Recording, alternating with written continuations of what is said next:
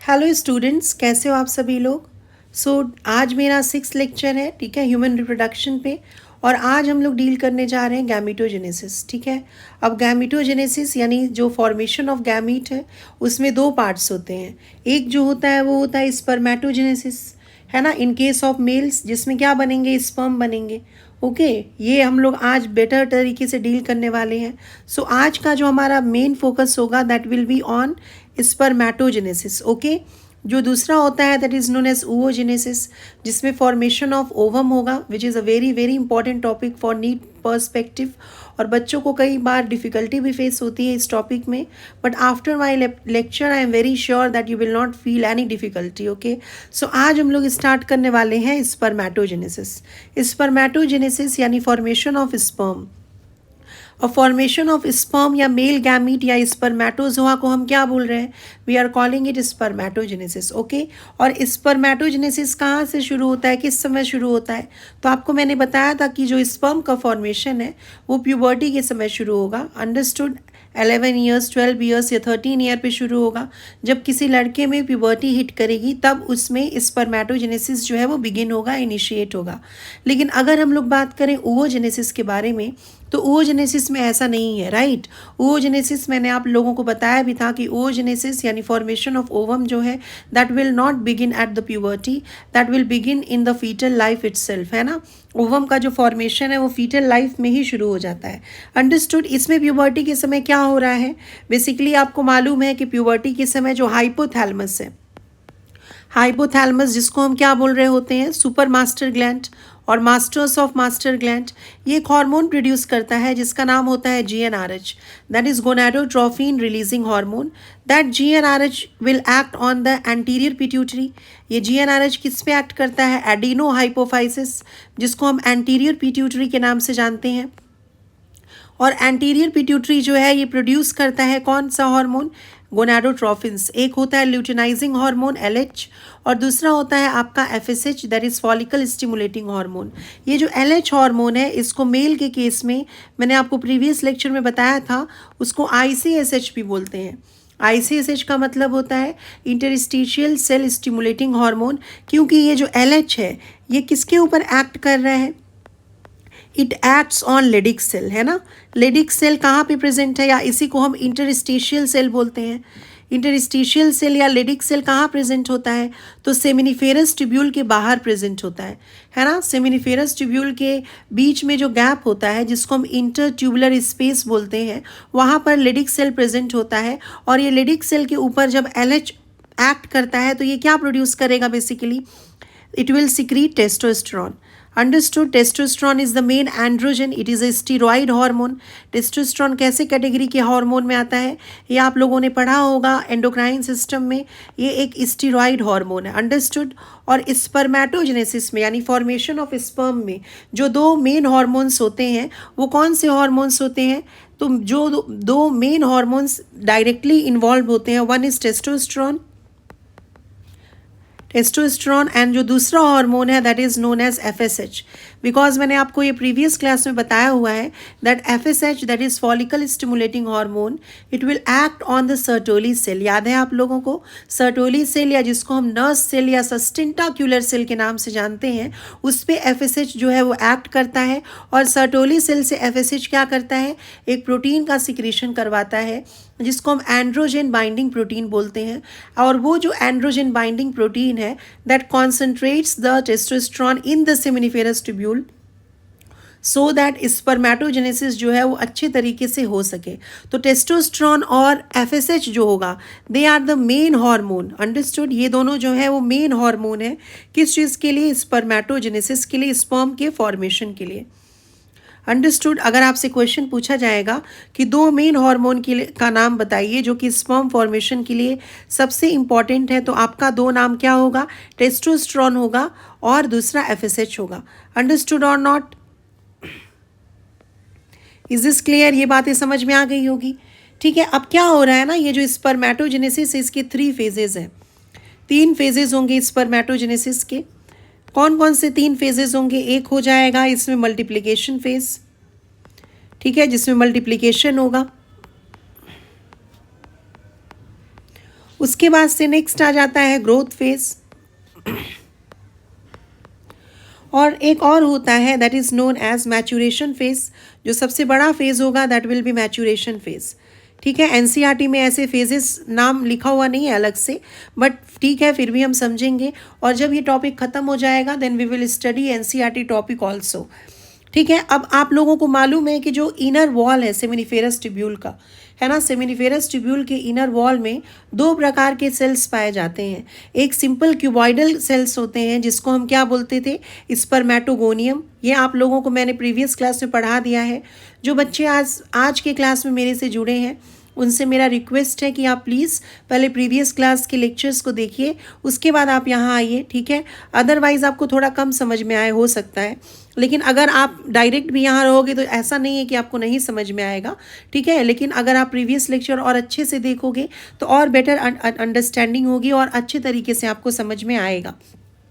तो मैंने क्या बताया आपको कि जो इनर वॉल है सेमिनिफेरस ट्यूब्यूल का, है ना, इनर वॉल जो है किसका, सेमिनिफेरस ट्यूब्यूल का, inner wall of seminiferous tubule. Seminiferous tubule वो जगह है जहाँ पर स्पर्म बन रहा है, स्पर्मेटोजेनेसिस हो रही है।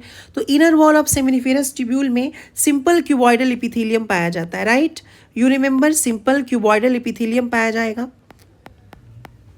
सिंपल क्यूबॉइडल एपिथेलियम, जर्माइनल एपिथेलियम भी बोलेंगे इसको। अंडरस्टूड। और इसको हम क्या बोल रहे होते हैं, स्पर्मेटोगोनियम। स्पर्मेटोगोनियम, यस और no, spermatogonium is the singular, spermatogonia is the plural. Is this clear? इसका प्लूरल क्या होगा, इसका प्लूरल हो जाएगा स्पर्मेटोगोनिया। ये जो स्पर्मेटोगोनिया है ये सिंपल क्यूबॉइडल एपिथेलियम का बना हुआ है ना। और वहीं पर आपके you can say basically nerve cell भी होते हैं, है ना, वहाँ पर नर्व सेल भी होते हैं। जैसे मान लो ये सेमिनिफेरस ट्यूब्यूल है, ठीक है, तो इस सेमिनिफेरस ट्यूब्यूल में ऐसे आपके सिंपल क्यूबॉइडल एपिथेलियम प्रेजेंट हो गए, है ना, सिंपल क्यूबॉइडल एपिथेलियम ऐसे प्रेजेंट हो गए। These are the simple cuboidal epithelium suppose, है ना। और इसको हम क्या बोल रहे हैं, we are calling it spermatogonium. Spermatogonium के और भी नाम होते हैं, इसको हम मेल जर्म सेल भी बोलते हैं। ये सब आपको मैंने पहले पढ़ा दिया है, राइट। इसको हम लोग स्पर्म मदर सेल के नाम से भी जान सकते हैं, क्योंकि फाइनली इसी में मियोसिस डिवीज़न होगा। सबसे लास्ट में इसमें क्या होगा, स्पर्म मदर सेल इसको क्यों बोल रहे हैं, क्योंकि इसी में फाइनली जो है वो मियोसिस होगा, मियोटिक डिवीजन होगा, और यही जो है वो फिर क्या बन जाएगा, स्पर्म बन जाएगा। आपका एनसीईआरटी ये लिख भी रहा है कि spermatogonia undergoes meiotic division finally to produce sperm. Understood और नॉट? तो ये जो सिंपल क्यूबॉइडल एपिथेलियम है ये कौन है, दे आर द स्पर्मेटोगोनियम। उसके अलावा यहाँ पे लंबे लंबे एपिथेलियल सेल्स भी होते हैं, है ना, सिंपल कॉलमनर एपिथेलियम भी होते हैं। ये जो सिंपल कॉलमनर एपिथेलियम होंगे इसको हम क्या बोलते हैं, we are calling it Sertoli cell, या इसको हम नर्व सेल भी बोल सकते हैं। यस और नो, इसको हम नर्व सेल भी बोल सकते हैं, या इसको हम सर्टोली सेल के नाम से भी जान सकते हैं, है ना, या सस्टेंटाक्यूलर सेल के नाम से भी जान सकते हैं। और इसी नर्व सेल में स्पर्म बनने के बाद स्पर्म का हेड जो है वो इस तरह से इम्बेडेड होता है। ये सब बातें ऑलरेडी हो चुकी हैं, राइट। तो आपको याद रखना है कि ये जो स्पर्मेटोगोनिया है यही अंडर, इसमें दोनों चीज़ें होती हैं। इसमें शुरू में माइटोसिस भी होगा और बाद में मियोसिस भी होगा, लेकिन फाइनली कौन सा डिवीज़न होगा, तो आप बोलोगे मियोसिस होगा। अंडरस्टूड और नॉट? आपका एनसीईआरटी में एक लाइन लिखा हुआ है कि spermatogonia undergoes meiotic division finally to form sperm. लेकिन अगर आपसे एग्जामिनर क्वेश्चन पूछेगा कि स्पर्मेटोगोनिया में कौन कौन से डिवीजन्स होते हैं, मियोसिस होता है या माइटोसिस होता है, then your answer should be both. Mitosis होगा इनिशियली और बाद में फिर मियोसिस भी होगा। I hope I am very clear. समझ में आ गया कि नहीं? मैं आपको बताते चलूँगी हर बार कि क्या क्या चीज़ें इंपॉर्टेंट हैं। ओके, तो यहाँ पर सबसे पहले हम लोग देखते हैं जो स्पर्मेटोगोनियम है। अंडरस्टूड? जो स्पर्मेटोगोनियम है वो एक्चुअली में दो प्रकार का होता है, ठीक है। स्पर्मेटोगोनियम जो है वो एक्चुअली में दो प्रकार का होता है। Suppose this is the spermatogonium, है ना। तो अब ये जो स्पर्मेटोगोनियम है ये दो प्रकार का होगा। स्पर्मेटोगोनियम, ये मान लीजिए this is the spermatogonium type A. ये स्पर्मेटोगोनियम कैसा हो गया, टाइप ए हो गया, है ना। और इसका प्लॉइडी क्या होता है, इसमें क्या होता है, 46 क्रोमोसोम होता है।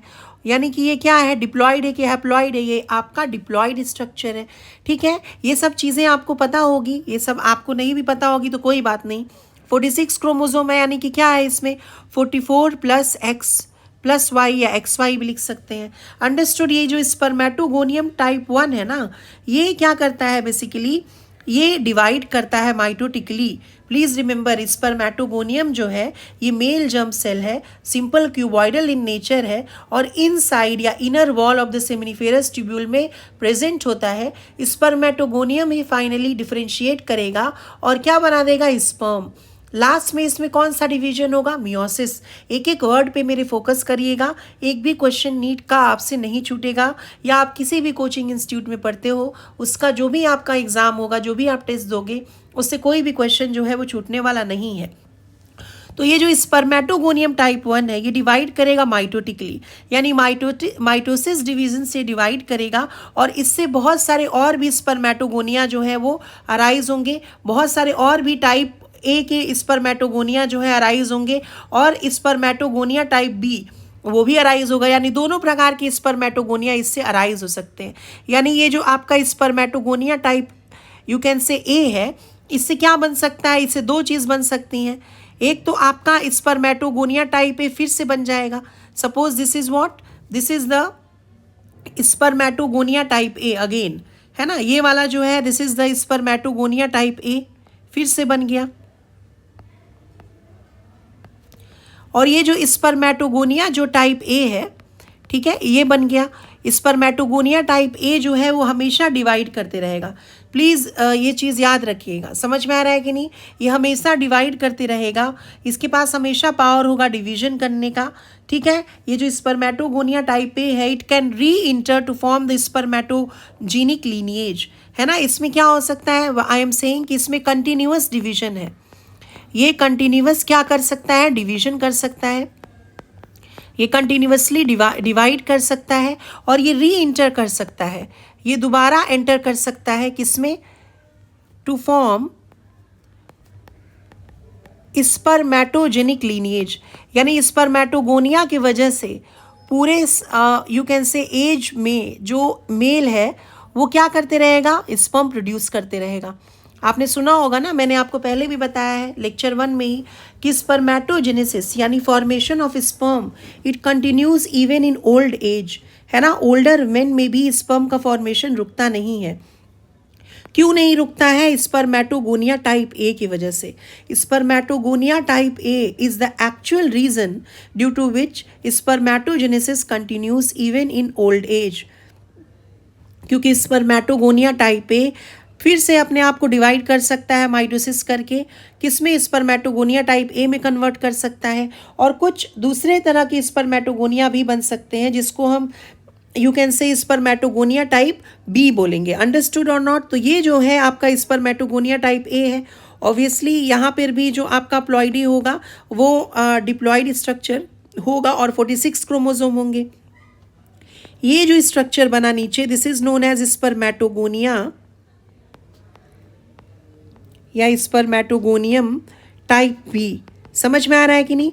और इसका भी जो प्लॉइडी होगा ऑब्वियसली ये क्या होगा, ये भी डिप्लॉइड होगा, है ना। 44 प्लस एक्स वाई, और कैसा होगा, डिप्लॉइड स्ट्रक्चर है, 2n हम लोग लिख सकते हैं, यस और नो। तो यहाँ पर ये जो आपका बेसिकली स्पर्मेटोगोनियम में अभी जो चीज़ें हुई जिसमें आपका स्पर्मेटोगोनिया टाइप ए बना और स्पर्मेटोगोनिया टाइप बी बना, इस फेज़ को हम क्या बोलेंगे, इसी को हम बोलते हैं मल्टीप्लिकेशन फेज़। आप लोगों को मैंने बताया था ना कि जो स्पर्मेटोजेनेसिस उसमें 3 फेजेस हैं। सबसे पहले आता है मल्टीप्लिकेशन, है ना, उसके बाद से क्या आता है, देखिए यहाँ पे सबसे पहले मल्टीप्लिकेशन लिखा है मैंने। अब हम लोग पढ़ेंगे ग्रोथ, है ना, और उसके बाद से हम लोग पढ़ेंगे क्या चीज़, मैच्यूरेशन। लास्ट में हम लोग क्या पढ़ेंगे, we will study about maturation. Is this clear और नॉट। तो ये सब चीज़ें जो हैं हम लोग पढ़ने वाले हैं। तो सबसे पहले आपको समझ में आया मल्टीप्लिकेशन फेज क्या है। तो आपको मैंने बताया कि स्पर्मेटोगोनियम जो है वो 2 प्रकार के स्पर्मेटोगोनियम एक्चुअली में बनाते हैं। One is spermatogonium type A जो हमेशा डिवाइड करते रहेगा और वो स्पर्मेटोजेनिक लीनिएज में वापस चला जाएगा, और यही वो रीज़न है जिसकी वजह से एक जो लड़का है, एक जो पुरुष है, वो हर समय बाप बन सकता है, बूढ़े एज में भी बाप बन सकता है, क्योंकि उसमें स्पर्म फॉर्मेशन कंटिन्यू रहता है टिल द ओल्ड एज। ये अलग बात है कि स्पर्म का जो प्रोडक्शन है उसका अमाउंट कम हो सकता है, लेकिन उसका प्रोडक्शन कंटिन्यू रहेगा। अंडरस्टूड। अब ये जो आपका spermatogonia type you can say B है, अब ये जो स्पर्मेटोगोनिया टाइप बी है ये क्या करेगा बेसिकली, ये जो स्पर्मेटोगोनिया टाइप बी है ये इनलार्ज होगा, है ना, ये साइज में क्या होगा, इनलार्ज होगा। इसके प्रोटीन के जो कंटेंट है ना, इसका जो डीएनए का कंटेंट है और जो साइटोप्लाज्म का कंटेंट है ये सब बढ़ जाएगा, और यही स्पर्मेटोगोनिया बेसिकली क्या बना देगा, प्राइमरी स्पर्मेटोसाइट। क्या बोला मैंने, ये जो आपका स्पर्मेटोगोनियम टाइप बी है ये इनलार्ज होगा साइज में और ये डिफरेंशिएट करेगा, है ना। डिफरेंशिएशन किसी प्रकार का अलग से डिवीजन नहीं है, प्लीज़ रिमेंबर, डिफरेंशिएशन जो है वो किसी प्रकार का अब यहाँ पे डिवीजन नहीं हो रहा है। अंडरस्टूड और नॉट। यहाँ पर क्या हो रहा है, जो स्पर्मेटोगोनियम टाइप बी है वो साइज में बढ़ रहा है, इनलार्ज हो रहा है साइज में, और इनलार्ज होने के बाद क्या बना दे रहा है, एक स्ट्रक्चर बना रहा है जिसको हम लोग बोल रहे हैं क्या चीज़, प्राइमरी स्पर्मेटोसाइट। ये जो स्ट्रक्चर है प्राइमरी स्पर्मेटोसाइट, ये और जो स्पर्मेटोगोनियम है वो दोनों सेम चीज़ें हैं, बट क्या अंतर है इसमें, प्राइमरी स्पर्मेटोसाइट में और स्पर्मेटोगोनियम में। तो जो साइज़ है प्राइमरी स्पर्मेटोसाइट का वो बड़ा है, इसमें साइटोप्लाज्म का अमाउंट जो है वो ज़्यादा है, प्रोटीन आरएनए का जो कंटेंट है वो ज़्यादा है। अंडरस्टूड और नॉट। और सिंस ये जो प्राइमरी स्पर्मेटोसाइट हुआ ये माइटोसिस एंड डिफरेंशिएशन से ही बन रहा है। Understood. It is formed by mitosis and differentiation only. So ये भी जो स्ट्रक्चर है वो इसमें भी 46 क्रोमोसोम होगा, 44 प्लस XY यानी 46, है ना, X and Y are the 6 chromosome, तो 46 क्रोमोसोम्स इसमें भी हो गए। And this is also the diploid structure. यहाँ तक समझ में आया कि नहीं। तो अभी तक हमने कहीं हैप्लॉइड स्ट्रक्चर नहीं देखा, अभी तक हम लोग जो है वो डिप्लॉयड स्ट्रक्चर ही देख रहे हैं। सिंस यहाँ पर जो स्पर्मेटोगोनियम टाइप बी है वो अपने आप को इनलार्ज किया, है ना, अपने साइज को क्या कर दिया, बढ़ा दिया और प्राइमरी स्पर्मेटोसाइट बना दिया। तो ये जो फेज है जिसमें स्पर्मेटोगोनियम टाइप बी अपने आप को ग्रो कर रहा है, अपने आप को साइज में बड़ा कर रहा है, साइटोप्लाज्मिक कंटेंट बढ़ा रहा है, उस फेज को हम बोलते हैं ग्रोथ फेज। उस फेज को हम क्या बोलते हैं बाबू, ग्रोथ फेज बोलते हैं। आई होप आप सभी को समझ में आ रहा होगा। इज दिस क्लियर और नॉट। तो यहाँ पर फिर से गौर करो, मल्टीप्लिकेशन फेज आपको समझ में आ गया जिसमें स्पर्मेटोगोनिया ने माइटोसिस किया और स्पर्मेटोगोनिया टाइप ए और टाइप बी बनाया। उसके बाद से उसमें ग्रोथ फेज आपको समझ में आया जब आपका स्पर्मेटोगोनिया टाइप बी जो है वो क्या किया बेसिकली, है ना, डिफरेंशिएट किया, इनलार्ज किया साइज में, cytoplasmic protein RNA content increase हुआ, और उसके उसी फेज को हम क्या बोल रहे होंगे, ग्रोथ फेज बोल रहे होंगे। इज दिस क्लियर और नॉट। अब यहाँ के बाद जो फेज शुरू होगा that is known as maturation phase, और ये जो मैचुरेशन फेज है ये सबसे लॉन्गेस्ट फेज है। अंडरस्टूड। सबसे लॉन्गेस्ट फेज अगर स्पर्मेटोजेनेसिस का कोई पूछेगा आपसे तो आप बोलोगे कि मैचुरेशन फेज जो है वो लॉन्गेस्ट है, सबसे बड़ा फेज जो है वो मैचुरेशन फेज है। अब क्या हो रहा है इस प्राइमरी स्पर्मेटोसाइट के साथ, तो अब ये जो प्राइमरी स्पर्मेटोसाइट है इसमें सबसे पहली बार शुरू हुआ मियोसिस 1। कौन सा डिवीजन शुरू होगा, तो मियोटिक डिवीजन शुरू होगा। समझ में आ रहा है कि नहीं, इसमें कौन सा डिवीजन शुरू होगा, मियोसिस 1। और आप लोगों को मालूम होगा मियोसिस 1 जो है it is what, it is equational division और रिडक्शनल डिवीजन। ये आप लोगों को मालूम होगा, यस और नो। जिसको नहीं मालूम है कोई बात नहीं, आपको परेशान होने की ज़रूरत नहीं है। तो जो आपका मियोसिस 1 होता है this is known as reductional division. इसको हम कैसा डिवीजन बोलते हैं, this is known as reductional division. यानी कि इसमें क्या होगा, जो क्रोमोजोम का नंबर है ना, वो हाफ हो जाएगा। Are you understanding, the number of chromosome will become half. Is this clear और नॉट। ये जो प्राइमरी स्पर्मेटोसाइट है now divide so that each of them forms 2 secondary spermatocyte. इसमें मियोसिस 1 होगा, ये सबसे पहला मियोटिक डिवीजन है। तो अगर क्वेश्चन आएगा कि फर्स्ट मियोटिक डिवीजन कहाँ से शुरू हुआ, कहाँ पर शुरू हुआ, किस जगह पे शुरू हुआ, then what will be your answer, you will say primary spermatocyte. Primary spermatocyte में सबसे पहली बार मियोटिक डिवीजन जो है वो स्टार्ट हुआ, और इसके वजह से it reduces the number of chromosome to half. इसके वजह से क्रोमोजोम का नंबर क्या हो गया, हाफ हो गया। It reduces the number of chromosome it reduces the number of chromosome to half. इसकी वजह से जो क्रोमोजोम का नंबर है वो क्या हो गया, आधा हो गया। और इससे कौन सा स्ट्रक्चर बना बेसिकली, यहाँ पर जो स्ट्रक्चर बनेगा इसको हम क्या बोलेंगे, we are calling it secondary spermatocyte. ये दोनों जो बनेंगे क्या बने, ये दोनों क्या हो गए, सेकेंडरी स्पर्मेटोसाइट। यानी एक प्राइमरी स्पर्मेटोसाइट से कितने सेकेंडरी स्पर्मेटोसाइट बने, ऑब्वियस सी बात है, दो बने। कौन से प्रोसेस से बने, आप बोलोगे मियोसिस 1 से बने। सेकेंडरी स्पर्मेटोसाइट का प्लॉइडी क्या होगा, ये दोनों के दोनों हैप्लॉइड स्ट्रक्चर्स होंगे। यानी इसमें क्या होगा, क्या चीज़ें प्रेजेंट होंगी, एक में आपका प्रेजेंट हो सकता है 22+X और दूसरे में क्या प्रेजेंट होगा, बोलिए 22+Y। यस और नो, क्या प्रेजेंट होगा, एक में 22+X और दूसरे में प्रेजेंट होगा आपका क्या, 22+Y। इज दिस क्लियर और नॉट क्लियर, टेल मी। तो जो सेकेंडरी स्पर्मेटोसाइट्स हैं उस वो जो है, अगर क्वेश्चन आएगा आपसे कि सबसे पहला स्ट्रक्चर जहाँ जो कि हैप्लॉइड हुआ इन द प्रोसेस ऑफ स्पर्मेटोजेनेसिस, तो आपका आंसर होगा सेकेंडरी स्पर्मेटोसाइट। सेकेंडरी स्पर्मेटोसाइट जो है ये सबसे पहला स्ट्रक्चर है, first structure to become haploid. सबसे पहला स्ट्रक्चर है क्या बनने वाला, हैप्लॉइड बनने वाला, किसमें, स्पर्मेटोजेनेसिस में। स्पर्मेटोजेनेसिस में हैप्लॉइड बनने वाला सर्वप्रथम सबसे पहला जो स्ट्रक्चर है वो कौन सा है, आपका सेकेंडरी स्पर्मेटोसाइट है। आई होप आई एम क्लियर। और प्राइमरी स्पर्मेटोसाइट जो है it undergoes first meiotic division. अगर क्वेश्चन आएगा कि सबसे पहला जो मियोटिक डिवीजन है, सबसे पहला मियोटिक डिवीजन किसमें हुआ, your answer will be primary spermatocyte. और अभी प्राइमरी स्पर्मेटोसाइट से आगे जो भी हम लोग फेज पढ़ रहे हैं वो कौन से फेज में आ रहा है, मैचुरेशन फेज में। समझ में आ रहा है कि नहीं आ रहा है आपको, आप लोगों को, please tell me in the comment box, समझ में आ रहा है कि नहीं, इज दिस क्लियर। अब क्या हो रहा है, ये जो सेकेंडरी स्पर्मेटोसाइट्स हैं इसमें क्या होगा, they will undergo the second meiotic division. Understood, इसमें क्या होगा, सेकेंड मियोटिक डिवीजन होगा। इज इज क्लियर, इसके अंदर आपका सेकेंड मियोटिक डिवीजन होगा। और एक सेकेंडरी स्पर्मेटोसाइट से क्या बनेंगे, एक सेकेंडरी स्पर्मेटोसाइट से दो स्पर्मेटिड्स बनेंगे। तो यहाँ पर हमारे पास कितने सेकेंडरी स्पर्मेटोसाइट्स हैं, दो सेकेंडरी स्पर्मेटोसाइट्स हैं। तो दो सेकेंडरी स्पर्मेटोसाइट से कितने स्पर्मेटिड्स बनेंगे, जाहिर सी बात है 4। अंडरस्टूड और नॉट। और कौन से प्रोसेस से बनेंगे, कौन से प्रोसेस से बनेंगे, ये जो हमारे यू कैन से स्पर्मेटिड्स हैं। अभी जो स्ट्रक्चर बनने वाले हैं वो स्पर्मेटिड्स हैं। अंडरस्टूड और नॉट। और ये कौन से प्रोसेस से बनने वाले हैं, they are formed by meiosis 2। Meiosis 2 जो है ये किस प्रकार का डिवीजन है, मियोसिस 2 किस प्रकार का डिवीजन है, प्लीज़ टेल मी। मियोसिस 2 किस प्रकार का डिवीजन है, अगेन मियोसिस 2 जो है वो भी एक प्रकार का इक्वेशनल डिवीजन है। माइटोसिस भी इक्वेशनल डिवीजन है, यस और नो, आपको मालूम होगा माइटोसिस इक्वेशनल डिवीजन है। मियोसिस 1 जो है वो रिडक्शनल डिवीजन है और मियोसिस 2 जो है वो again it is equational division.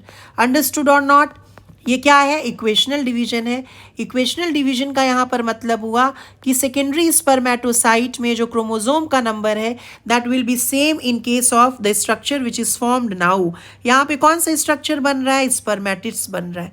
समझ में आ रहा है, यहाँ पे कौन सा स्ट्रक्चर बन रहा है, स्पर्मेटिड्स बन रहा है। तो एक्सक्यूज मी, सॉरी। तो दो बेसिकली सेकेंडरी स्पर्मेटोसाइट से कितने स्पर्मेटिड्स बन रहे हैं, 4। समझ में आ रहा है कि नहीं। यहाँ पर जो स्ट्रक्चर हमने बनाया, इन स्ट्रक्चर्स को हम क्या नाम देंगे, इन चारों को हम क्या नाम देंगे, we are calling it spermatids. इन चारों को हम क्या बोल रहे हैं, we are calling it spermatids. समझ में आ रहा है कि नहीं, इन चारों को हम स्पर्मेटिड्स के नाम से जान रहे हैं। इसको मैं साइड में लिख देती हूँ, है ना। ये चारों स्ट्रक्चर्स क्या कहलाएंगे, they are known as spermatids. Is is clear और नॉट। इसको हम स्पर्मेटिड्स बोलेंगे। ये वाले से जो स्पर्मेटिड बन रहा है 22+X वाले से जो बन रहा है वो कैसा होगा, this will be 22+X only, और ये वाला भी 22+X ओनली। लेकिन इस वाले से जो बन रहा है, इस वाले से जो बन रहा है वो कैसा होगा, बताइए वो कैसा होगा, दैट विल बी 22+Y। यानी ये वाला भी क्या होगा, that will B 22+Y। Is this clear और नॉट। और ये जो स्ट्रक्चर्स बने वो कौन से स्ट्रक्चर्स बने, तो आप बोलोगे स्पर्मेटिड्स। स्पर्मेटिड्स नाम के स्ट्रक्चर बने। समझ में आ रहा है कि नहीं? कौन से स्ट्रक्चर बन रहे हैं? स्पर्मेटिड्स नाम के स्ट्रक्चर बन रहे हैं। और स्पर्मेटिड्स कैसे होंगे? ऑब्वियसली ये भी हैप्लॉइड स्ट्रक्चर है। कितने क्रोमोसोम्स हैं? 23 क्रोमोसोम्स हैं। इज दिस क्लियर और नॉट? अब ये जो स्पर्मेटिड्स हैं, ध्यान से सुनिएगा, देखो ये वाला डायग्राम आप देखो, है ना? अभी फिर से एक्सप्लेन करूंगी, डोंट वरी। अब ये जो स्पर्मेटिड्स हैं, ये स्पर्मेटिड्स में क्या होगा ना, कुछ ट्रांसफॉर्मेशन होगा, कुछ चीज़ों में बदलाव होगा। किन किन चीज़ों में बदलाव होगा वो हम लोग अभी आगे पढ़ेंगे। समझ में आ रहा है कि नहीं? कुछ चीज़ों में बदलाव होगा। और ये जो स्पर्मेटिड्स हैं, अभी कैसे स्ट्रक्चर दिख रहे हैं आपको? सर्कुलर दिख रहे हैं। समझ में आ रहा है कि नहीं? टेल वेल कुछ आपको नज़र नहीं आ रहा है, लेकिन इसमें कुछ बदलाव होगा और ये बन जाएंगे क्या हमारे फिर? स्पर्म। यहाँ पर क्या होगा? डिफरेंशिएशन होगा और ये क्या बन जाएंगे? स्पर्म। समझ में आ रहा है कि नहीं? ये क्या बन जाएंगे? हमारे स्पर्म बन जाएंगे। यही आपके क्या बन जाएंगे अभी आगे? स्पर्म। देखो यहाँ पे ये क्या बन गया? This is what? This is the sperm. Sperm का प्रॉपर स्ट्रक्चर भी हम लोग देखेंगे। तो स्पर्म कौन से प्रोसेस से बना? क्या माइटोसिस से बना? नहीं। क्या मियोसिस से बना? अभी नहीं। स्पर्मेटिड में ऐसा क्या हुआ कि स्पर्म बना? बताओ, स्पर्मेटिड के अंदर ऐसा क्या हुआ कि स्पर्म का फॉर्मेशन हो गया? तो your excuse me, your answer will be differentiation. यानी स्पर्मेटिड्स जो है उसके अंदर डिफरेंशिएशन होगा। कौन सा प्रोसेस होगा स्पर्मेटिड्स के अंदर? डिफरेंशिएशन होगा, है ना? और क्या बन जाएगा फिर? हमारा स्पर्म बन जाएगा। इज दिस क्लियर और नॉट? स्पर्मेटिड्स के अंदर डिफरेंशिएशन हुआ और वो बन जाएगा स्पर्म। कोई माइटोसिस, कोई मियोसिस यहाँ नहीं हो रहा है। Please do remember this. Spermatids में कुछ चीज़ों का बदलाव होगा। अब वो किन चीज़ों का बदलाव होगा वो भी हम लोग अभी पढ़ेंगे। अंडरस्टूड? और क्या बन जाएगा फिर? स्पर्म बन जाएगा। इज दिस क्लियर और नॉट? अब सिंस ये जो हमारा स्पर्म है वो कौन से प्रोसेस से बना है? Tell me. ऑब्वियसली डिफरेंशिएशन से। तो इसकी भी प्लॉइडी क्या होगी? स्पर्म कैसा होगा? ये भी आपका हैप्लॉइड स्ट्रक्चर होगा। ऑब्वियसली गैमीट है, गैमीट तो हैप्लॉइड ही होते हैं। यस और नो? और 23 क्रोमोसोम होगा।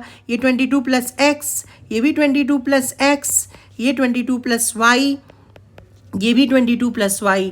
यानी जो भी स्पर्म बनेंगे 50% जो है वो आपके क्या होंगे? 22 प्लस एक्स टाइप होंगे और 50% जो है वो 22 प्लस वाई टाइप होंगे। ये बात समझ में आई कि नहीं आई? अब क्या क्या आपसे क्वेश्चन पूछा जाएगा? आप देखिए यहाँ पर, इसको देखिए आप गौर से, देखो इसको आप गौर से, ठीक है?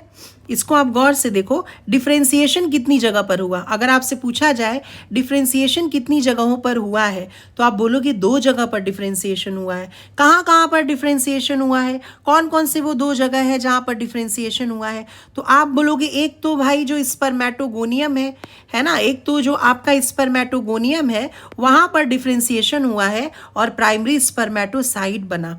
यस और नो? डिफरेंशिएशन कितनी जगह पर हुआ? 2 जगह पर हुआ। एक तो स्पर्मेटोगोनियम में डिफरेंशिएशन हुआ तो प्राइमरी स्पर्मेटोसाइट हुआ, जिसमें स्पर्मेटोगोनियम जो है उसका जो साइज है वो इनलार्ज हुआ, साइटोप्लाज्मिक कंटेंट बढ़ा, आरएनए प्रोटीन का भी कंटेंट बढ़ा। और दूसरा डिफरेंशिएशन कहाँ हुआ? When spermatids are actually transformed into sperm. समझ में आ रहा है कि नहीं? स्पर्मेटिड्स जब डिफरेंशिएट होके स्पर्म बनाते हैं उस डिफरेंशिएशन का हम नाम देते हैं, उसको हम बोलते हैं स्पर्मियोजेनेसिस। उसको क्या बोलते हैं हम? स्पर्मियोजेनेसिस। क्या बोलेंगे? Spermiogenesis. Please remember, spermiogenesis is a part of spermatogenesis. Spermiogenesis जो है वो स्पर्मेटोजेनेसिस का एक भाग है, एक पार्ट है। और स्पर्मियोजेनेसिस में क्या हो रहा है actually? What actually is occurring in या हैपनिंग इन स्पर्मियोजेनेसिस? तो इसमें स्पर्मेटिड्स जो है, प्लीज रिमेंबर, स्पर्मेटिड्स जो है, स्पर्मेटिड्स आर ट्रांसफॉर्म्ड। स्पर्मेटिड्स जो है वो ट्रांसफॉर्म हो रहे हैं। किस में ट्रांसफॉर्म हो रहे हैं? Into spermatozoa. स्पर्म को ही स्पर्मेटोजोआ बोलते हैं। प्लीज रिमेंबर, मैंने आपको शुरू के लेक्चर में, पहले लेक्चर में ही बताया था कि स्पर्मेटिड और स्पर्म सेम नहीं होता, स्पर्मेटोजोआ और स्पर्म सेम होता है। स्पर्मेटिड क्या होता है ये हम लोग आगे चर्चा करेंगे। मैंने बताया था ना, तो हमने चर्चा कर लिया ना स्पर्मेटिड क्या होता है। यस और नो? समझ में आ रहा है कि नहीं आ रहा है आपको? इज दिस क्लियर और नॉट? क्या बोला मैंने आप लोगों को? यहाँ से बेसिकली फिर से समझते हैं, ठीक है, डोंट वरी, जिसको नहीं समझ में आया वो फिर से समझते हैं, ठीक है, वी विल स्टडी अगेन, है ना, फिर से एक बार हम लोग समझेंगे। गैमेटोजेनेसिस में दो लोग आते हैं, स्पर्मेटोजेनेसिस जिसमें स्पर्म फॉर्मेशन होता है जो प्यूबर्टी के एज पे शुरू होगा, और oogenesis जिसमें ओवम का या फिर यू कैन से एग का या oocyte का फॉर्मेशन होता है फीमेल के केस में, जो फीटल लाइफ में एम्ब्रियोनिक डेवलपमेंट के समय ही शुरू हो जाता है। अब स्पर्मेटोजेनेसिस यानी फॉर्मेशन ऑफ स्पर्म होता है, उसको हम स्पर्मेटोजेनेसिस बोलेंगे, जो प्यूबर्टी के टाइम पे शुरू होगा। You know testosterone and FSH ये दोनों मेन हार्मोन्स हैं जो कि स्पर्मेटोजेनेसिस करेंगे। अंडरस्टूड और नॉट? 3 फेजेस होते हैं इसमें, मल्टीप्लिकेशन, ग्रोथ एंड मैच्यूरेशन, ये 3 फेजेस इसमें होते हैं। मैचुरेशन फेज सबसे बड़ा होगा। अंडरस्टूड? अब हम लोगों को मालूम है कि जो सेमिनिफेरस ट्यूब्यूल है, सेमिनिफेरस ट्यूब्यूल किस में मौजूद होता है? तो आप लोगों को याद होगा कि 2 टेस्टिस हैं एक ह्यूमन में, एक मेल में 2 टेस्टिस हैं।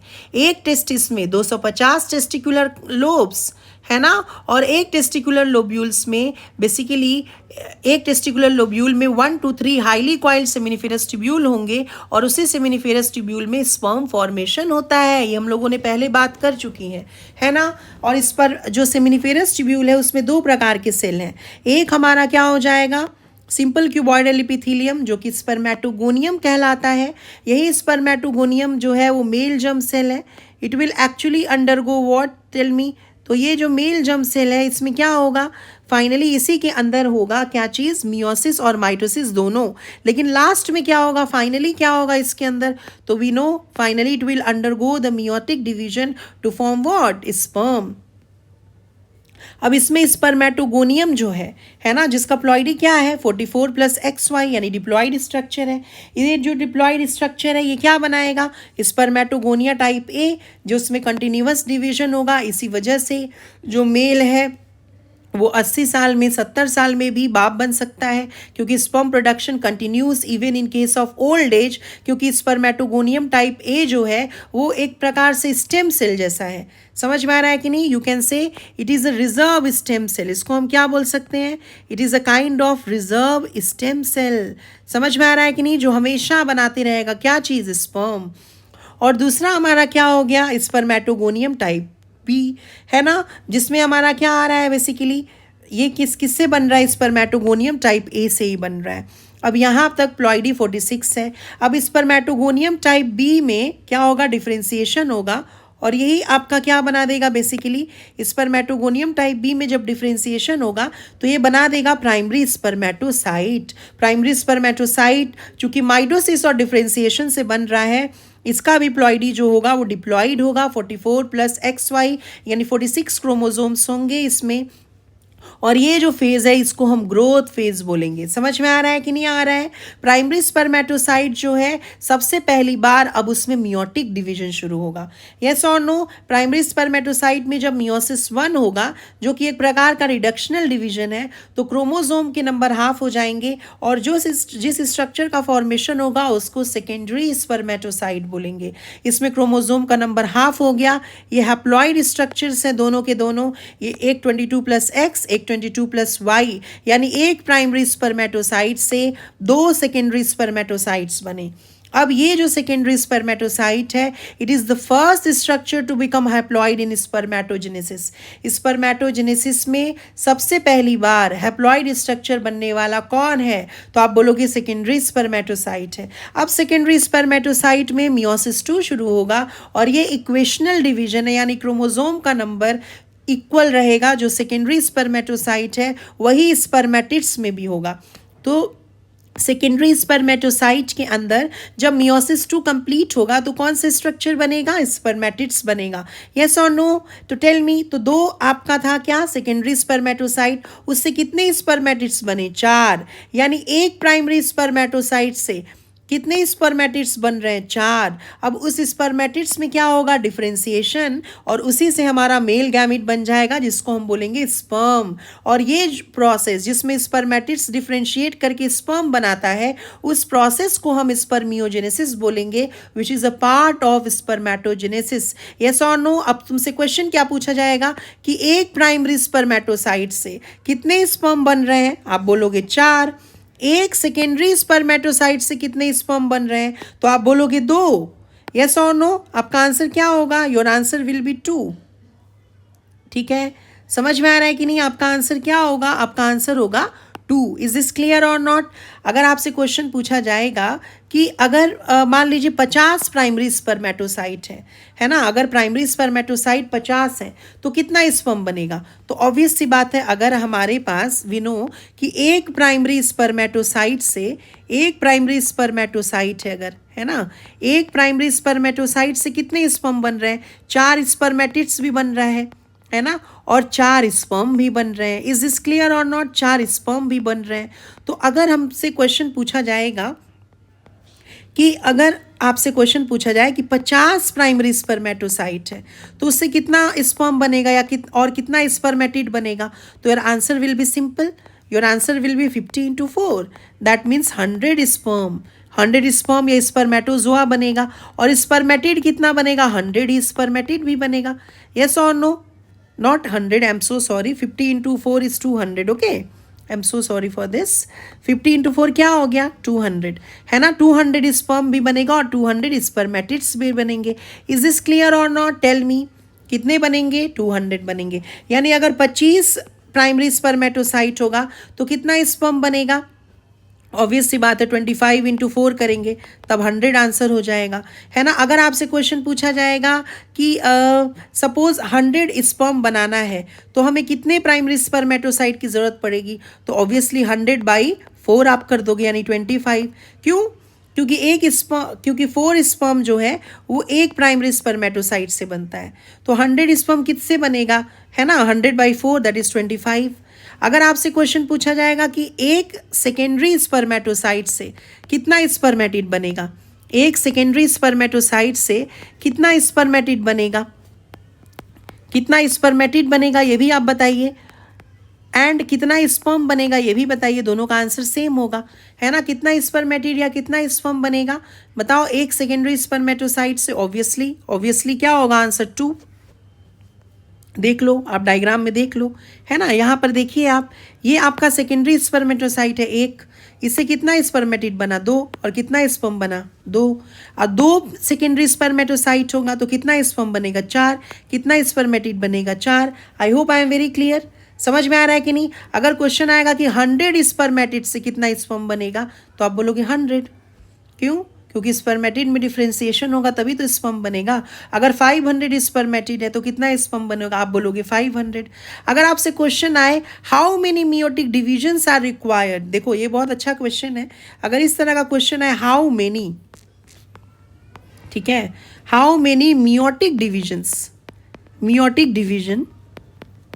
How many meiotic divisions are required to form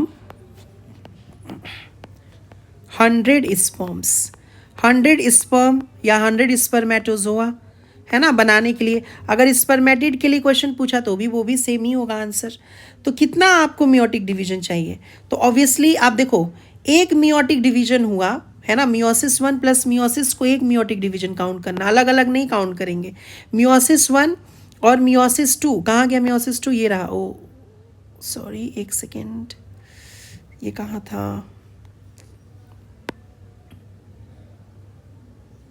okay, देखिए मियोसिस 1 प्लस मियोसिस 2 को हम एक काउंट करेंगे, समझिए इस चीज़ को। मियोसिस 1 प्लस मियोसिस 2 यानी जब एक मियोटिक डिवीजन हुआ, है ना, तो कितने स्पर्म बन रहे हैं? 4। प्राइमरी स्पर्मेटोसाइट में पहले मियोसिस 1 हुआ तो 2 सेकेंडरी स्पर्मेटोसाइट बना, सेकेंडरी स्पर्मेटोसाइट में फिर मियोसिस 2 हुआ तो 2 सेकेंडरी स्पर्मेटोसाइट से 4 स्पर्मेटिड्स बने, फिर उसमें डिफ्रेंसिएशन हुआ तो 4 स्पर्म बने, यानी एक मियोटिक डिवीजन से 4 स्पर्म बन रहा है। तो 100 स्पर्म बनाने के लिए कितने मियोटिक डिवीजन चाहिए? So your answer is very simple, that will B 100 divided by 4। यानी कितने मियोटिक डिवीजन चाहिए? 25 मियोटिक डिवीजन चाहिए। यहाँ पे हम मियोसिस 1 प्लस मियोसिस 2 दोनों को काउंट करके बोल रहे हैं। समझ में आ रहा है कि नहीं आ रहा है? आई hope I am very clear. इतनी बातें समझ में आई कि नहीं आई? बोलो प्लीज, समझ में आई कि नहीं आई? यस और नो, टेल मी। ये बात समझ में सबको आ गई? आई होप सबको समझ में आई होगी। अब हम लोग पढ़ते हैं what are the events of spermiogenesis. Spermiogenesis में क्या क्या इवेंट्स हो रहे हैं, ठीक है। अब हम लोगों ने, जैसे हम लोगों ने आपको क्या बताया, मैंने आपको क्या बताया कि जो आपका स्पर्मेटिड्स है वो स्पर्म बनेगा, डिफरेंशिएशन होगा, यानी स्पर्मेटिड्स में ऐसा क्या चीज़ हो रहा है जिसकी वजह से वो स्पर्म बन जा रहा है, right. What are the events of spermiogenesis, let's talk about that, है ना, इवेंट्स ऑफ स्पर्मियोजेनेसिस। समझ में आ रहा है कि नहीं, इवेंट्स क्या है स्पर्मियोजेनेसिस के, वो हम लोग बात कर लेते हैं। स्पर्मियोजेनेसिस के क्या इवेंट्स हैं, लेट्स टॉक अबाउट दैट। तो जो आपका स्पर्मियोजेनेसिस है ना, उसमें बेसिकली जो स्पर्मेटिड्स होते हैं, स्पर्मेटिड्स जो होते हैं वो सर्कुलर होते हैं। ये आपके क्या हैं, दे आर स्पर्मेटिड्स, है ना। और स्पर्मेटिड्स कैसे हैं, सर्कुलर, इसमें फ्लैजिला वगैरह कुछ प्रॉपरली दिख नहीं रहा है। ये किस में ट्रांसफॉर्म हो जाते हैं, ठीक है, ये ट्रांसफॉर्म हो जाएंगे किस में, स्पर्म में। ये क्या हो गया, this is suppose the sperm. समझ में आ रहा है कि नहीं। स्पर्मेटिड्स जो होते हैं इनमें मोटिलिटी नहीं होती, नो मोटिलिटी, इसके अंदर क्या होता है, मोटिलिटी नहीं होती। लेकिन जो आपका स्पर्म है इसमें फ्लैजिला आ गया तो इसमें मोटिलिटी होगी। पहले तो ये डिफरेंसेस हो गया। उसके बाद से आप देखिए जो स्पर्मेटिड्स है ये सर्कुलर, इसमें साइटोप्लाज्म ज़्यादा है। स्पर्म में जो साइटोप्लाज्म का कंटेंट है ये लेसर साइटोप्लाज्म है ना। यानी कि क्या रिडक्शन होगा साइटोप्लाज्म के अंदर, जब स्पर्मेटिड से स्पर्म बनेगा तो आप बोलोगे yes there will be reduction in the cytoplasm. उसके अलावा और क्या क्या चीज़ें होंगी, ये तो नॉर्मल सी बातें हो गई। उसके अलावा जो गॉल्जी बॉडी है ना, गॉल्जी बॉडी जो है वो क्या बनाएगा, वो मॉडिफाई होकर क्या बना देगा, एक्रोजोम। समझ में आया। गॉल्जी बॉडी जो है, गॉल्जी बॉडी जो है इट फॉर्म्स एक्रोजोम। एक्रोजोम क्या है, देखो आपको अभी नहीं पता होगा शायद एक्रोजोम क्या है। जब हम स्पर्म पढ़ेंगे तो उसमें मैं बताऊंगी आपको। जैसे मान लीजिए ये स्पर्म का हेड है ना, ऐसा नहीं होता, एक सेकेंड, ये देखिए suppose this is sperm head, है ना। अभी हम सिर्फ हेड की बात कर रहे हैं। उसमें क्या होता है ना, एंटीरियर साइड में एक बैग लाइक या सैक लाइक स्ट्रक्चर प्रेजेंट होता है, उसको हम एक्रोजोम बोलते हैं, जिसके अंदर ना इंजाइम्स होते हैं। किस लिए इंजाइम्स होते हैं, ओवम को फर्टिलाइज करने के लिए। During the time of fertilisation, fusion of gametes के लिए उस टाइम पर कुछ इंजाइम्स की ज़रूरत पड़ती है। समझ में आ रहा है कि नहीं। जैसे बहुत सारे इंजाइम्स होते हैं, जोनालाइसिन जिसको एक्रोसिन बोलते हैं, कोरोना पेनिट्रेटिंग इंजाइम, हायालुरोनिडेज इंजाइम, ये सब इंजाइम्स होते हैं। समझ में आ रहा है कि नहीं। तो गॉल्जी बॉडी जो है ना वो एक्रोजोम का फॉर्मेशन करती है और एक्रोजोम के अंदर लाइटिक इंजाइम्स होते हैं, ठीक है। और वो क्या करते हैं ना, वो फर्टिलाइजेशन में काम आते हैं, जो हम लोग आगे पढ़ेंगे, ठीक है। तो एक्रोजोम कौन बनाता है, गॉल्जी बॉडी। और एक्रोजोम क्या होते हैं एक्चुअली में, दे आर मॉडिफाइड लाइसोजोम, है ना। ये है क्या, they are modified lysosome. Please remember, acrosomes are modified lysosomes formed by Golgi body. आप लोगों को याद रखना है। और इसमें क्या होता है, लाइटिक इंजाइम्स होता है।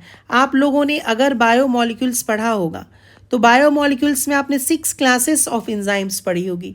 ऑक्सीडो रिडक्टेज क्लास 1, है ना, then transferase, then third class होता है hydrolase, fourth is ligase, fifth is isomerase, sixth is ligase. जो लोग नहीं पढ़े हैं कोई बात नहीं, डरने की ज़रूरत नहीं है।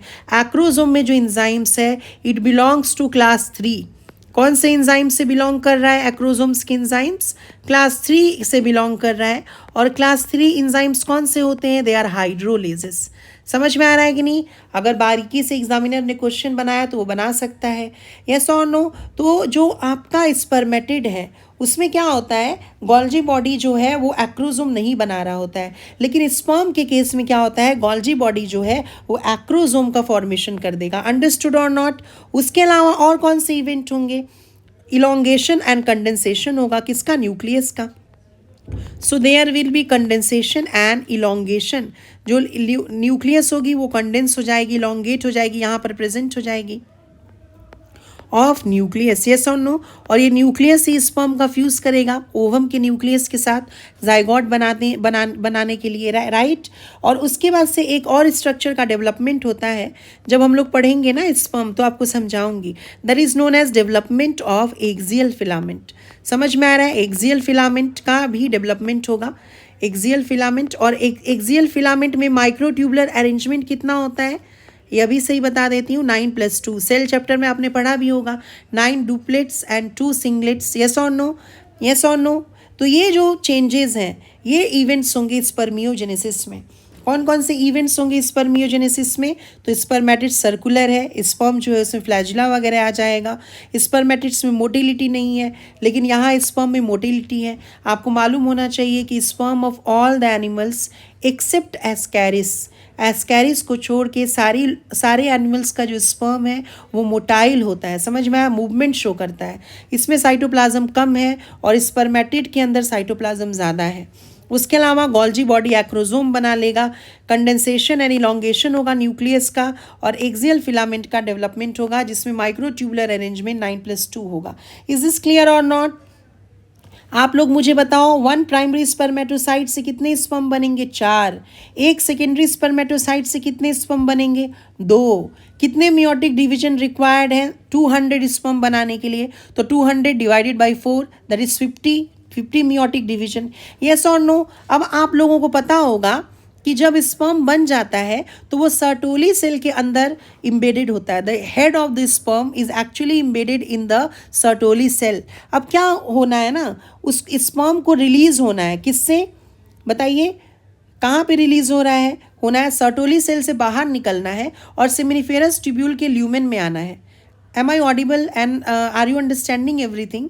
मैं क्या बोल रही हूँ, स्पर्म बनने के बाद क्या होता है ना, स्पर्म के जो हेड होते हैं they are actually embedded in the Sertoli cell, ठीक है। बट उसके बाद जब स्पर्म बन गया तो स्पर्म को रिलीज होना पड़ेगा ना। पहले तो सर्टोली सेल से निकलकर स्पर्म को ल्यूमेन में आना होगा सेमिनिफेरस ट्यूब्यूल के, और फिर सेमिनिफेरस ट्यूब्यूल के ल्यूमेन से भी बाहर निकलकर उसको आगे बढ़ना होगा, ट्यूबुलाई रेक्टाई में जाना होगा, फिर रेटेड एस्टिस में जाना होगा। यस और नो? तो ये जो प्रोसेस है जिसमें स्पर्म जो है it is released from the seminiferous tubule, है ना, और the process by which sperm are release into the lumen of seminiferous tubule, दोनों प्रोसेस को हम क्या बोलते हैं? स्पर्मिएशन। क्या बोलते हैं? Spermiation. I am repeating, spermiation अलग है, स्पर्मियोजेनेसिस अलग है, स्पर्मेटोजेनेसिस अलग है। स्पर्मेटोजेनेसिस मतलब फॉर्मेशन ऑफ स्पर्म, स्पर्मियोजेनेसिस हम लोगों ने पढ़ा जिसमें क्या होता है? डिफरेंशिएशन होता है। किसका डिफरेंशिएशन होता है? बेसिकली कौन डिफरेंशिएट करता है? स्पर्मेटिड्स। किस में डिफरेंशिएट करता है स्पर्मेटिड? स्पर्म में, स्पर्मेटोजोआ में। अब हम लोग क्या पढ़ रहे हैं? स्पर्मिएशन। स्पर्मिएशन क्या है? नीट में क्वेश्चन आया था, और वो जो नीट का क्वेश्चन था ना, आई थिंक 2022 या 2023 में क्वेश्चन आया था, और वो क्वेश्चन एनसीईआरटी से थोड़ा डिफरेंट था, ठीक है। लेकिन उसका आंसर जो है वो मतलब जो है एनसीईआरटी से डिफरेंट था उसका आंसर थोड़ा सा, क्योंकि एनसीईआरटी में वो चीज़ लिखा नहीं था, लेकिन वो डिफिनेशन भी मैं यहाँ पर लिख रही हूँ तो आपको याद रखने की ज़रूरत है। एनसीईआरटी क्या बोल रही है basically? It is the process by which sperms are released, sperms are released from seminiferous tubule. Sperm seminiferous tubule से बाहर निकलेगा, कहाँ जाएगा? ट्यूबुलाई रेक्टाई में, फिर रेटेड टेस्टिस में। यस और नो? यस और नो? फिर आगे की तरफ बढ़ेगा। लेकिन जो एग्ज़ाम में क्वेश्चन आया था, ठीक है, जो ऑप्शन था जो कि करेक्ट माना गया, वो भी आपको जानना पड़ेगा, उसको भी हम स्पर्मिएशन बोलते हैं। यानी सर्टोली सेल के हेड से निकलकर जब स्पर्म ल्यूमेन में आता है वो भी स्पर्मिएशन है, और सेमिनिफेरस ट्यूब्यूल के ल्यूमेन से जब स्पर्म बाहर निकलता है वो भी स्पर्मिएशन, यानी दोनों को हम स्पर्मिएशन बोलेंगे। It is the process by which sperms या स्पर्मेटोजोआ भी बोल सकते हैं, are released, sperms are released. कहाँ पर रिलीज्ड हुआ? Into lumen. किसके ल्यूमेन में? सेमिनिफेरस ट्यूब्यूल के। Are released into lumen of seminiferous tubule. समझ में आ रहा है कि नहीं? It is released in the lumen of seminiferous tubule. क्या आप बता सकते हो सबसे पहली बार लिविंग स्पर्म या स्पर्म किसने देखा? है ना, स्पर्म सबसे पहली बार किसने देखा? It was observed at the first time by Anton von Leeuwenhoek in 1677। समझ में आ रहा है कि नहीं आ रहा है? यस और नो? ये भी आपको पता होना चाहिए। So now you understood what is spermiation, ठीक है, समझ में आया? देखो, स्पर्मेटोजेनेसिस मतलब फॉर्मेशन ऑफ स्पर्म, स्पर्मियोजेनेसिस मतलब differentiation of sperm into differentiation of spermatid into sperm, and spermiation मतलब release of sperm from seminiferous tubule and into the lumen of seminiferous tubule, दोनों सही है। समझ में आ रहा है? दोनों सही है, इनटू भी सही है, फ्रॉम भी सही है। आई hope I am clear.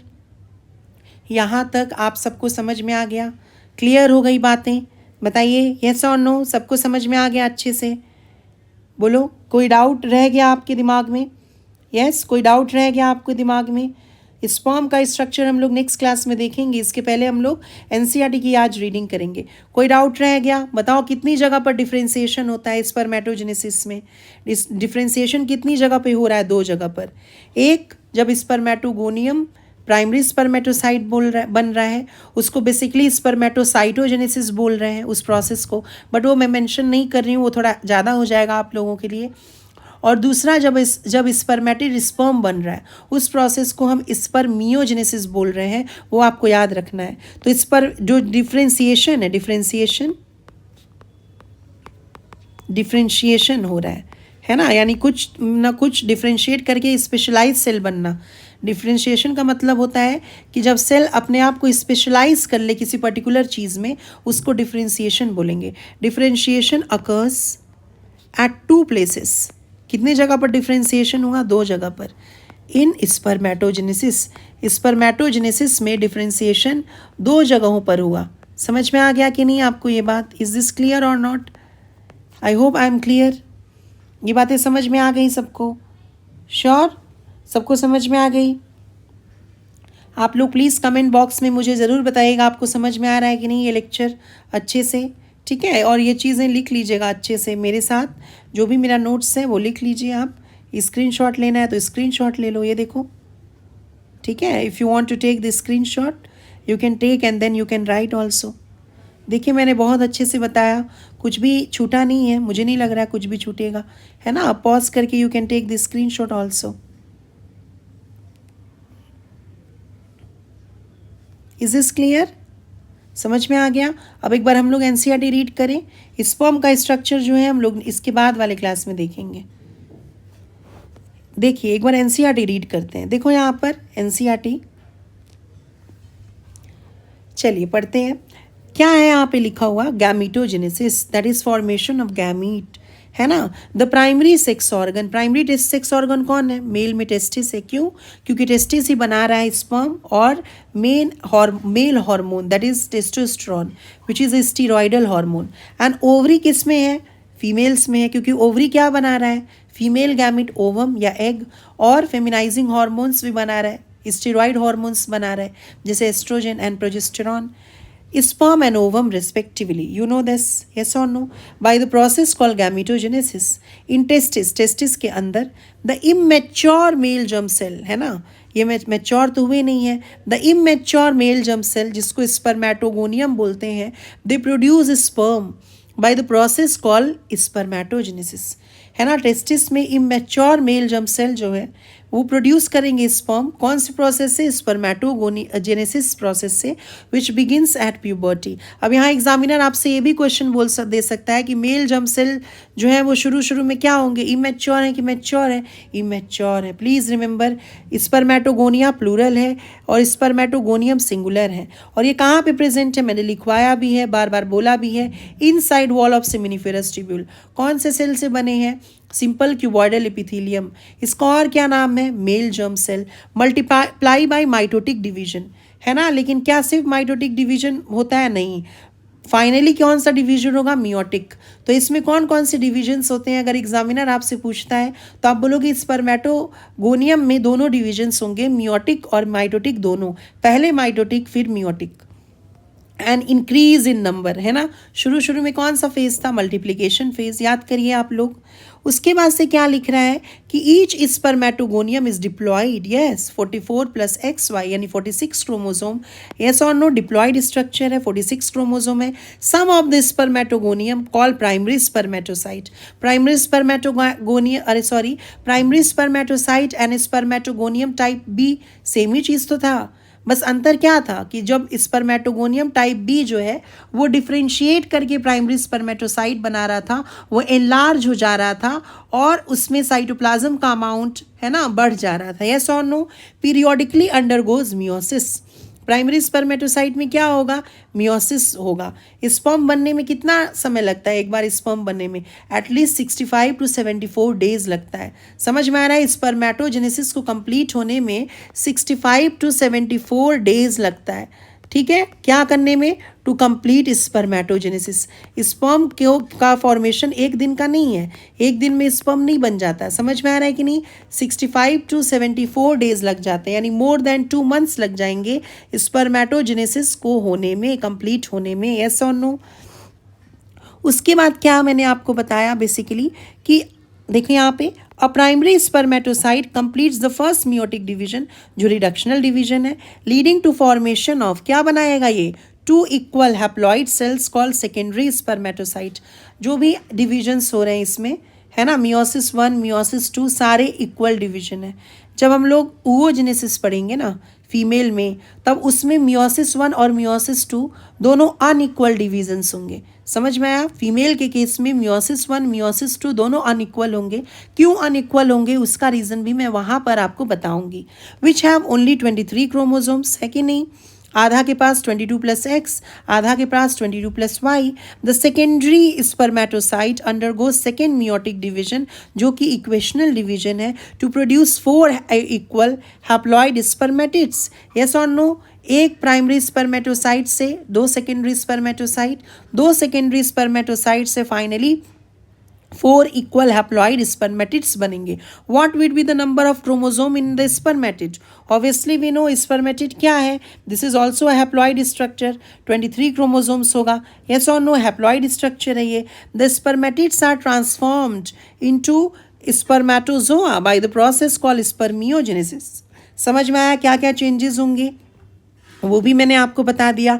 After spermiogenesis sperm head becomes embedded in the Sertoli cell, obviously we know Sertoli cell के अंदर स्पर्म का जो हेड है वो इम्बेड हो जाएगा। क्यों, क्योंकि सर्टोली सेल, जिसको हम नर्व सेल या सस्टेंटाक्युलर सेल के नाम से जानते हैं, that will provide nourishment to the sperm. Developing sperms को नरिशमेंट कौन प्रोवाइड करेगा, सर्टोली सेल। ये स्ट्रक्चर आपको याद रखना है। यहाँ देखो इस स्ट्रक्चर में जो बेसिकली यू कैन से क्या बोल सकते हैं, जो आपका स्पर्मेटिड है या फिर जो स्पर्मेटोजोआ है, they are embedded in the Sertoli cell. वो सब सर्टोली सेल में क्या है, ये सर्टोली सेल है, देखिए इसमें इम्बेडेड है उसका स्पर्म का हेड। समझ में आया, फॉर नरिशमेंट। ये डायग्राम आप याद रखिएगा, डायग्राम इज़ वेरी इंपॉर्टेंट। ये स्पर्मेटोगोनियम है, this is the Sertoli cell. याद कैसे रखना है, अगर आप स्पर्मेटोगोनियम और सर्टोली सेल नहीं पहचान पाओगे तो याद कैसे रखोगे कि कौन सर्टोली सेल है। तो देखो स्पर्म किस में इम्बेडेड है, इस शेप, इस तरह के शेप के स्ट्रक्चर में स्पर्म का हेड इम्बेडेड है। समझ में आ रहा है, यानी ये वाला जो शेप है सर्टोली सेल होगा, ये स्पर्मेटोगोनियम तो नहीं होगा, यानी स्पर्मेटोगोनियम फिर कौन होगा, ये होगा, और ये क्या होगा, सर्टोली सेल होगा। दिस इज़ वेरी ईजी, ये थोड़ा आपको याद रखना पड़ेगा। प्राइमरी स्पर्मेटोसाइट कौन है, सेकेंडरी स्पर्मेटोसाइट कौन है ना, स्पर्मेटिड कौन है, ये थोड़ा लेबलिंग के हिसाब से आपको याद रखना पड़ेगा। ये प्रॉपर तो नहीं बनाया है, लेकिन एनसीईआरटी की लेबलिंग आपको याद रखनी ही पड़ेगी। Is this clear. उसके बाद मैंने क्या बताया, कहाँ गया, Sertoli cell and are finally release from the seminiferous tubule by the process called spermiation. मैंने आपको बताया अभी कि एनसीईआरटी की बुक में फ्रॉम द सेमिनिफेरस ट्यूब्यूल लिखा है, लेकिन नीट में जो क्वेश्चन आया था वो into the lumen of the seminiferous tubule था। तो दोनों जो स्टेटमेंट्स हैं स्पर्मिएशन को लेके वो दोनों सही हैं। Spermatogenesis starts at the age of puberty due to significant increase in the secretion of gonadotrophin releasing hormone, that is GnRH। ये हार्मोन कहाँ का हार्मोन है, तो आप बोलोगे ये हाइपोथैलेमस से आ रहा है। ये हार्मोन कहाँ से आ रहा है, ये आ रहा है सुपर मास्टर ग्लैंड से, हाइपोथैलेमस से। This if you recall is a hypothalamic hormone, देखो लिखा भी है। The increase level of GnRH then acts on adenohypophysis और anterior pituitary gland and stimulate secretion of 2 gonadotrophins. 2 gonadotrophins का सिक्रीशन होगा, कौन से होंगे, एक LH that is luteinizing hormone, जिसको मेल के केस में क्या बोलते हैं बताओ, LH को मेल में क्या बोलते हैं, interstitial cell stimulating hormone, ICSH, yes और नो, एंड FSH। ये 2 हार्मोन्स प्रोड्यूस करेगा कौन, पिट्यूटरी ग्लैंड। कौन सा पिट्यूटरी, एंटीरियर, उसका क्या नाम है, एडिनोहाइपोफाइसिस, यस और no. LH will act on the Leydig cell and stimulate synthesis and secretion of androgens. Androgens in turn stimulate the process of spermatogenesis. Androgens क्या करेंगे? Spermatogenesis यानी sperm formation की process को stimulate करेंगे. कौन से दो हार्मोन हैं जो कि मेनली रिस्पॉन्सिबल है स्पर्म बनाने के लिए? एक है FSH और दूसरा है आपका androgen. And who is the main androgen? Testosterone. I hope I am clear. Spermatogenesis के लिए मेन टू हार्मोन्स क्या होंगे? FSH and androgens. यस और no? FSH act on Sertoli cell. याद करो क्या बनाएगा? ABP, that is androgen binding protein. Yes और नो? ABP चैनल वाला नहीं, न्यूज़ चैनल वाला नहीं. FSH एक्ट करेगा सर्टोली सेल पे और क्या बनाएगा? बताइए. Androgen binding protein and stimulate secretion of some factors. इस फैक्टर का नाम क्या है? What is the name of this factor? That is ABP, androgen binding protein, so that the testosterone can be concentrated in the seminiferous tubule to support spermatogenesis, which help in the process of spermiogenesis. Spermiogenesis क्या होता है बताओ? Spermiogenesis मतलब spermatid से क्या बनना? बताइए. Spermatid से क्या बनना? स्पर्म. तो यहाँ पर अगर एग्जामिनर आपको ये स्टेटमेंट दे कि FSH act on Sertoli cell and stimulate secretion of some factors which help in the process of spermatogenesis, तो भी सही हो जाएगा. क्यों? क्योंकि spermiogenesis is a part of spermatogenesis. समझ में आ रहा है कि नहीं? और स्पर्मियोजेनेसिस बोल रहा है तो भी सही हो जाएगा. इज दिस क्लियर और नॉट क्लियर? Tell me. तो FSH जो है वो स्पर्मेटोजेनेसिस में और स्पर्मियोजेनेसिस में दोनों में रोल प्ले कर रहा है. Is this clear? Sertoli cell भी स्पर्मेटोजेनेसिस और स्पर्मियोजेनेसिस दोनों में रोल प्ले कर रहा है. बहुत ईजी सी बात है. अगर कोई चीज़ स्पर्मियोजेनेसिस में रोल प्ले कर रहा है तो ऑब्वियस सी बात है वो स्पर्मेटोजेनेसिस में भी रोल प्ले कर रहा है. यस और नो? अब ये जो स्ट्रक्चर है स्पर्म का ये हम लोग नेक्स्ट क्लास में पढ़ेंगे.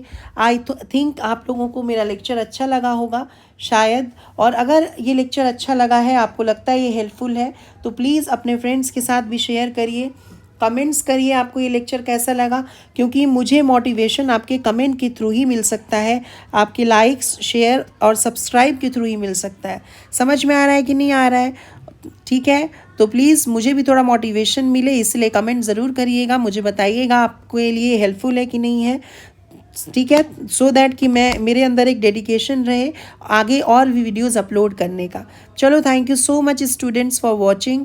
ठीक है. Please like, share and subscribe and comment also.